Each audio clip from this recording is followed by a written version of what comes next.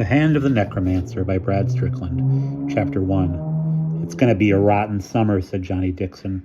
"Fergie will be away until August, and my dad can't come home until Christmas.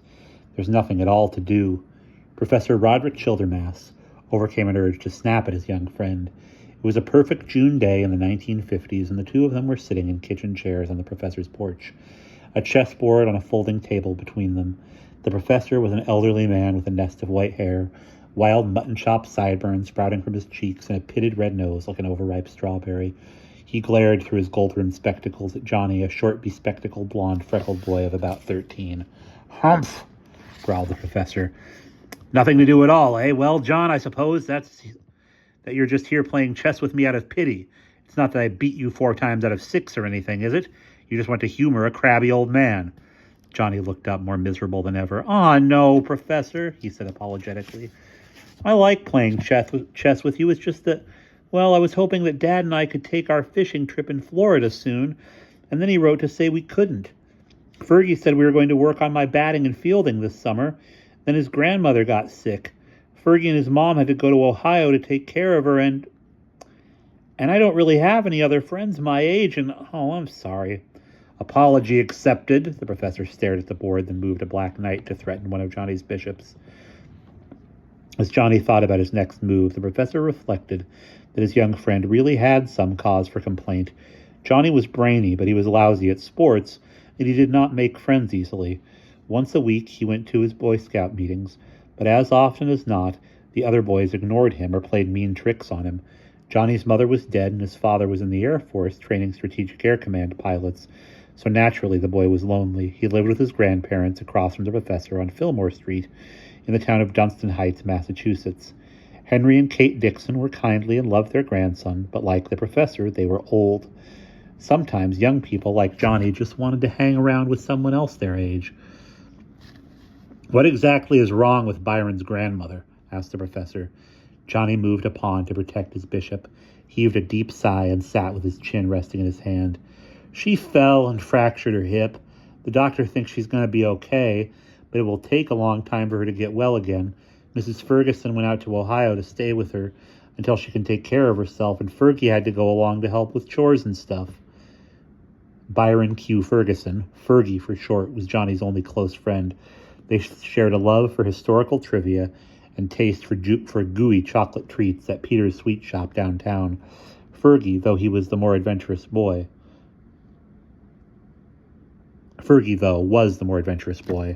Often, Fergie could talk somewhat timid Johnny into escapades that sometimes landed the two friends in serious trouble. On the other hand, with Fergie around, it was hard to be bored. Professor Childermass reached to move a rook.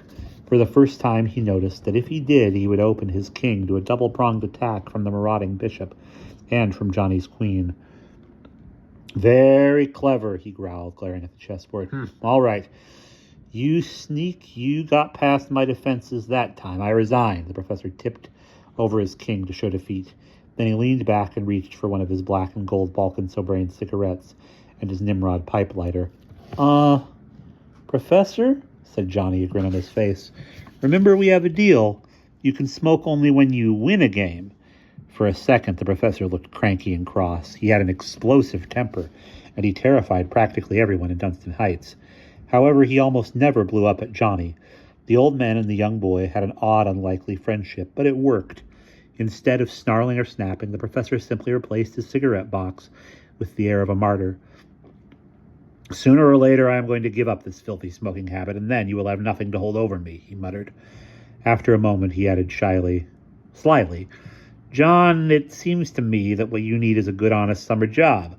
Maybe you could work, 4 hours a day. That would keep you busy, and you could earn money for a Red Ryder air gun or a super spy camera or whatever it is boys your age need money for these days." "Where am I going to find a job?" asked Johnny, his voice discouraged. "Leave that to me," returned the professor with a grin. "Come along, my fine feathered friend. I believe I can promise you gainful employment." He rose from his chair and went inside his big gray stucco house. Johnny followed the old man upstairs to the cluttered study. The professor's desk overflowed with blue books containing final exams for the spring term at Hagstrom College, where the old man taught history. A stuffed owl wearing a miniature Red Sox ball cap sat on a round stand by the desk. It stared at the two with glassy yellow eyes. The professor opened the door of a small closet, which he called his fuss closet. It was where he always went when he just had to be alone to rage and rave and stomp around and get some anger out of his system. He had lined the closet with padded gymnasium mats to keep the noise down and had tacked a hand-lettered sign to the back wall. To fuss is human, to rant divine. On the closet floor was a big cardboard box full of odds and ends that lay jumbled together. The professor lifted the box, took it to his desk, and swept off a drift of papers to make room for his burden. "There," he said, setting the container down with a thump and a rattle. "John, did I ever tell you about Estrius Blackleach, the weird wizard of Dunstan Heights?" Frowning at the box, Johnny shook his head. "Well, he was one of Dunstan Heights' earliest settlers. To be perfectly accurate, he settled in a small village called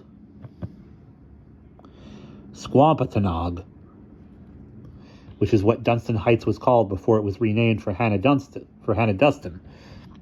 Anyway, you might remember that down in Salem Village in the early 1690s, there was a bit of an uproar about witches, warlocks, and wizardry.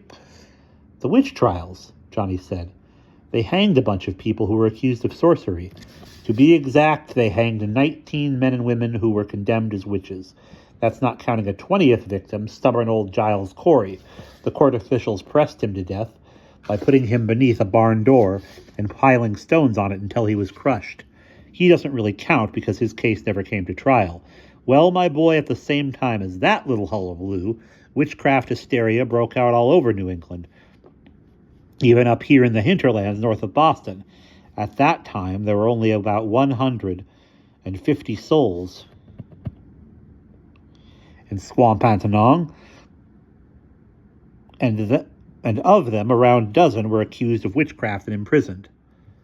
"I haven't heard about that," confessed Johnny. He was itching to find out what lay inside the mysterious cardboard box.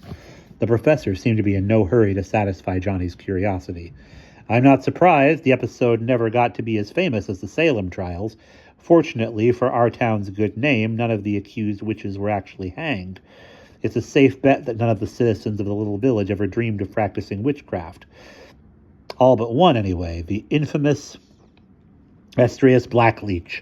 Legends say Blackleach was a genuine, honest-to-badness wizard, or at least he tried to be, though he was never brought to trial. People had just begun to suspect him of witchcraft when he suddenly dropped dead of natural causes. That was a couple of months before Governor William Phipps put an end to all the witchcraft trials by decree." "Professor," said Johnny, "all this is very interesting, but what does it have to do with my getting a job?" "Patience is a virtue, John," the professor reminded him. "But let me make it all clear. You remember the summer we spent up at my wacky brother Peregrine's estate in Maine, don't you?" Johnny shivered. The late Peregrine Childermass had been something of a nut. A rich nut, but loony as a bedbug nonetheless. Peregrine Childermass's estate on Lake Umbagog was a bizarre old place with crumbling towers, sinister statues, and a mysterious tomb. His attempt to use magic to bring comets swooping close to the earth was meant to scare all the nations of the world into peace. Unfortunately, an unscrupulous wizard poisoned Peregrine, swiped his spell, and nearly succeeded in bringing the world to a fiery end. "I remember all right," said Johnny through clenched teeth. "I never told you that Peregrine left me this charming assortment of bric-a-brac. These items once belonged to Estrius Blackleach, and my silly sibling bought them all at auctions over the years." The professor began to unpack a remarkable heap of junk from the box. 3 corroded iron balls joined to each other by chains, a snow globe with a house, trees, and a human figure inside, a thin, age-blackened wooden wand, a tarnished hand mirror about 3 inches across, a small book protected inside a cardboard sleeve, some tiny faded cloth dolls, a wood carving that looked like a human-sized hand, or that looked like a life-size human hand, and other things. "Professor," complained Johnny, "I still don't see how this is going to get a job for me." "Elementary, my dear Dixon," returned the professor. For months, the Gudge Museum has been after me to lend this weird conglomeration to them. I haven't done it because, frankly, I don't much like Miss Farrington, the curator. Then, too, I didn't want to go to the trouble of packing all this junk up for the benefit of a bunch of yokels who will gawp at it and tell one another how simple-minded our ancestors were. However, since the museum is so anxious to display this unsavory reminder of our town's past, and since I happen to know that its janitor has just retired to Florida, I think a little quid pro quo is in order. Johnny grinned. He was good at Latin. He knew that quid pro quo meant a trade, getting something you want in exchange for something you have. So you'll lend this stuff to the museum if they hire me.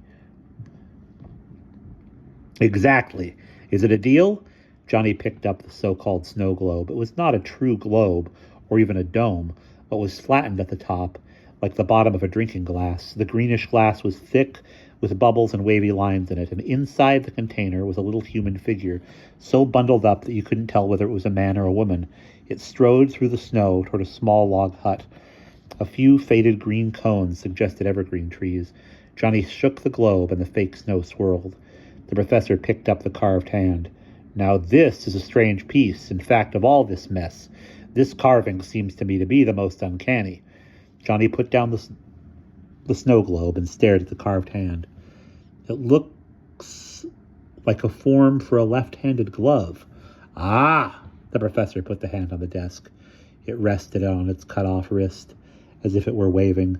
The wood was a light brown, with a wavy, darker grain in it, something like a maple. The fingers were slightly spread, and the thumb stood out at a normal angle. This is the only item left by the old wizard that ever gave me nightmares. Soon after it came here from Perry's estate, I had some doozies, so I packed it away with the other cute little mementos and forgot about it. Touch it if you want. Johnny picked it up. The carving felt surprisingly light, not like solid wood at all. He was turning it in his hands when Professor Childermass said, "According to the old stories, that hand is the last work ever carved by old Estrius Blackleach of Swampatanong. Good heavens!" Johnny cried out and flung the hand away from him. He jerked his arm convulsively, knocking the snow globe to the floor with a loud crash. The hand spun on top of the desk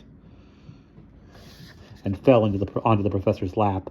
At that moment, Johnny could not even speak, but merely stood there gasping, for at the mention of Estrius Blackleach's name, the wooden hand had suddenly closed its fingers on his own, giving him a ghastly handshake. And that's the end of chapter 1.